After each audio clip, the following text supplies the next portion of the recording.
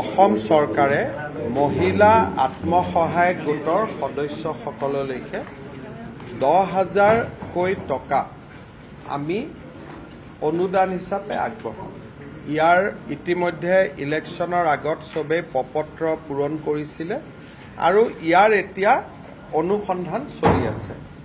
আৰু মই যিমান দূৰ জানো প্ৰায় 35 লাখ মহিলাই 10,000কৈ টকা পাব, তাৰমানে 3,500 কোটি টকা।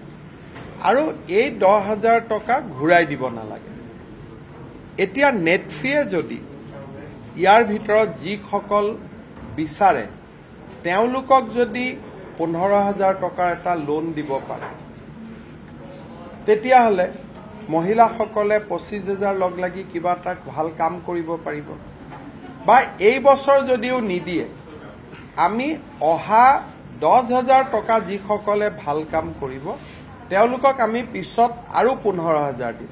তেতিয়া যদি নেটফিয়ে লগত 10,000 টকা এটা লোন দিব পাৰে, তেতিয়া মহিলাখিনি উপকৃত হ'ব। কিন্তু নেটফি ইমান ডাঙৰ অনুষ্ঠানো নহয় যে সকলোকে দিব পাৰিব।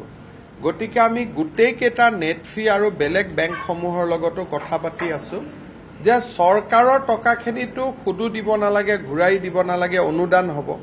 কিন্তু তাৰ লগত আপোনালোকেও যদি লোন এটা দিব পাৰে, তেতিয়াহ'লে মহিলাখিনিয়ে নিজৰ ভৰিৰ ওপৰত নিজে থিয় হ'ব পাৰিব।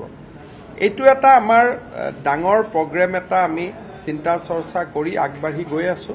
প্ৰথমতে মোক 10,000 টকাটো দি ল'ব দিয়ক, তাৰ পিছত আমি বাকীখিনি পৰ্যায়ত আমি আগবাঢ়ি যাম।